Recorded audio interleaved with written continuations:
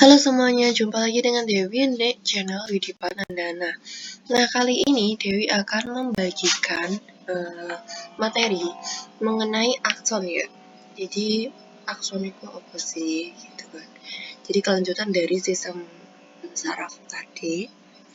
Sistem saraf yang part 1 yang videonya unboxing sistem saraf. Kalau kalian masih belum nonton itu dulu, baru nanti kesini ya. Nah, akson itu adalah serabut sel saraf panjang yang merupakan penjuluran dari sitoplasma badan sel. Oke, sebelum Dewi lanjut apa itu bedanya akson dengan dendrit, jangan lupa untuk like, share, dan subscribe video ini ya. Para konco semua, saya yakin kalian itu pasti luar biasa dan sangat-sangat ingin menantikan itu ya. Oke, lanjut. Apa bedanya sel akson dengan dendrit? Nah, kalau dendrit itu kan serabut sel saraf yang pendek, sedangkan akson itu serabut sel yang saraf yang panjang. Jadi bedanya antara dendrit dengan akson itu ya dendrit itu pendek, kalau akson itu panjang. Nah, kalau akson itu juga merupakan penjuluran dari sitoplasma badan sel ya. Akson hilok itu apa sih? Akson hilok itu prosesus panjang atau serat yang dimulai secara tunggal tetapi dapat bercabang pada ujungnya, memiliki banyak perpanjangan halus, disebut dengan terminal akson yang kontak dengan dendrit dari neuron lainnya. Ya, di sini ada jenis, lokasi, dan fungsi sel glia. Nah, di sini ada jenis sel, ada eritrosit, ada sel epidemal, ada mikroglia, terus ada lokasinya. Kebanyakan lokasinya itu di sistem saraf pusat. Terus ada deskripsinya dan fungsi utamanya. Kita ada di sini juga ya. Oke. Saya tidak akan menjelaskan itu, langsung aja skip di sini ya. Ini 3 kelompok neuron ini ada tanda-tanda menunjukkan adanya transmisi ya. Transmisi atau aktivitas dari sarafnya. Neuron aferen di mana SST atau sistem saraf tepi umumnya menerima input pada reseptor sensorik. Di sini yang pertama itu yang menangkap itu reseptor sensorik. Setelah itu diteruskan ya. Ini dendrit ya. Teruskan itu akson. Neuron aferen diteruskan lagi ke interneuron dari akson ya, akson itu meneruskan itu neuron eferen ke otot kelenjar atau neuron. Jadi dia menyalurkan ya fungsinya itu akson, si aksonnya. Mohon maaf suaranya Dewi agak serak karena sesuatu jadi agak batuk sedikit. Komponen eferen dari SST dapat berakhir pada otot kelenjar, neuron, atau sel efektor lainnya. Keduanya komponen eferen dan eferen dapat terdiri dari 2 neuron, tidak satu seperti yang ditunjukkan di sini. Tuh, ada 2 ya, bukan 1. Nah, sistem saraf pusat SSP. SSP ini terdiri dari otak dan sumsum tulang belakang. Jadi, SSP ini letaknya di rongga tubuh dorsal. Ini adalah sangat penting untuk kesejahteraan kita dan tertutup dalam tulang untuk perlindungan. Otak bersambungan dengan sumsum tulang belakang di foramen magnum. Fungsinya itu adalah untuk menyampaikan impuls sensorik dari tepi perifer ke otak dan untuk mengkonduksikan impuls motorik dari otak ke tepi. Perlindungan sistem saraf pusat. Di sini kedua otak dan sumsum tulang ini lunak ya. Lunak, organnya halus, akan mudah rusak tanpa perlindungan. Jadi harus ada perlindungan tulang ya di sekitar tulangnya yang memadai. Sekitar tulang dan membran fibrosa memberikan perlindungan dan dukungan. Otak menempati rongga tengkorak dibentuk oleh tulang tengkorak. Tulang tengkorak itu kranial dan sumsum tulang belakang terletak di dalam kanal tulang belakang dibentuk oleh tulang belakang. Terus 3 membran terletak antara SSP dan tulang sekitarnya. Membran ini secara kolektif disebut dengan meninges. Meninges ini apa? Meninges ini adalah 3 membran jaringan ikat yang terletak eksternal ke organ SSP. Jadi meninges ini fungsinya untuk menutupi dan melindungi sistem saraf pusat, juga sebagai perlindungan ya, perlindungan pembuluh darah yang mengelilingi sinus vena, terus mengandung cairan cerebrospina, membentuk partisi di tengkorak kepala. Ini adalah gambar dari meningesnya, meninges otak itu. Di sini ada kranial itu tadi yang tengkorak ya, tengkoraknya, tulang tengkorak. Terus ada dura mater, ada sinus vena, ada membran arachnoid, ada pia mater dan ombak. Ada ruang-ruangnya, yang pertama ruang subdural, ada ruang subarachnoid.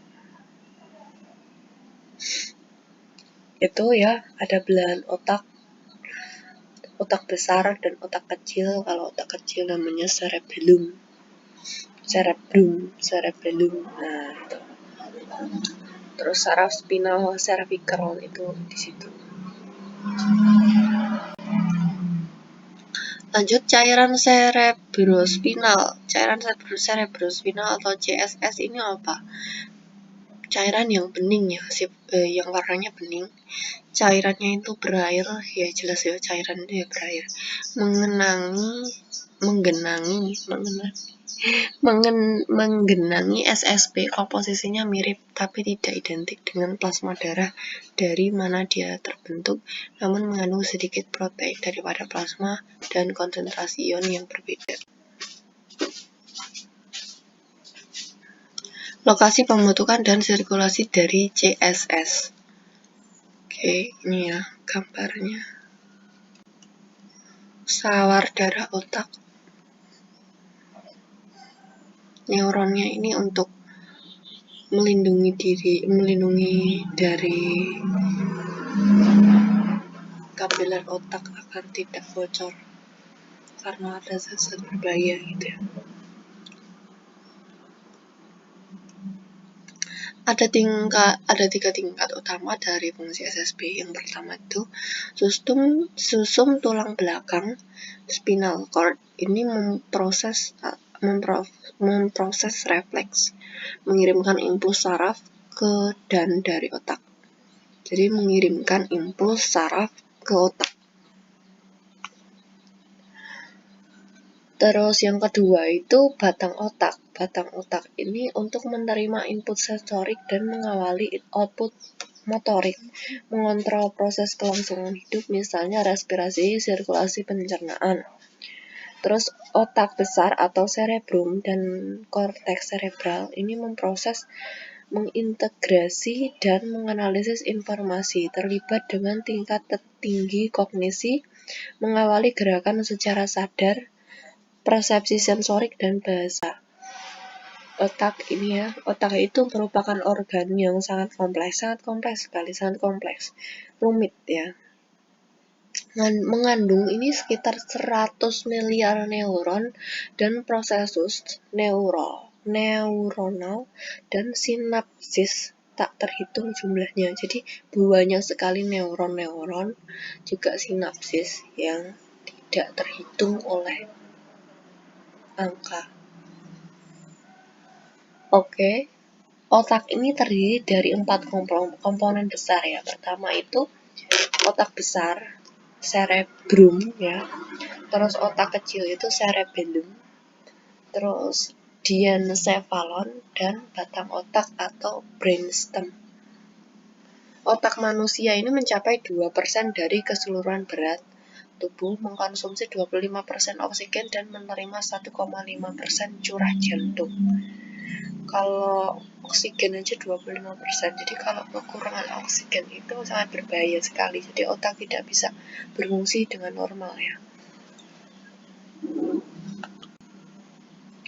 Bagian-bagian utama otak manusia ini ada hipotalamus, ada lobus parietal, ada ventricle, ada lobus occipital.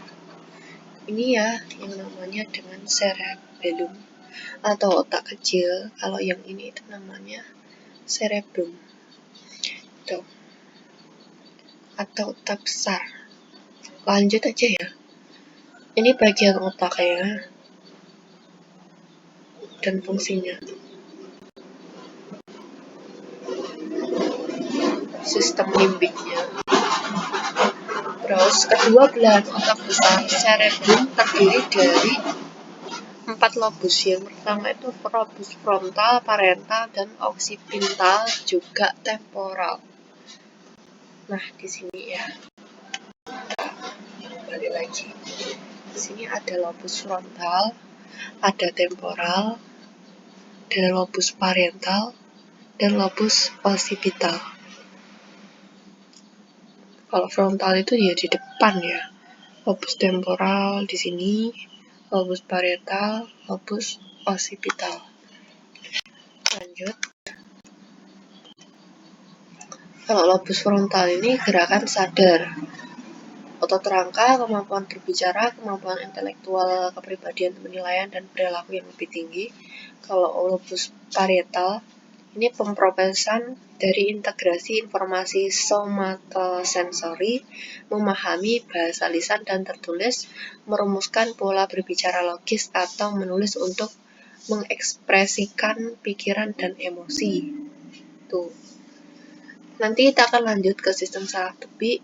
Sudah itu saja videonya, semoga bermanfaat dan jangan lupa untuk like, share, dan subscribe video ini kalau kalian terbantu, para konco semuanya. Oke, dan sampai jumpa. Kalian hebat, kalian luar biasa, kalian mampu, kalian pasti bisa untuk belajar lebih lagi karena ilmu kesehatan sangat luas ya. Terima kasih dan bye-bye.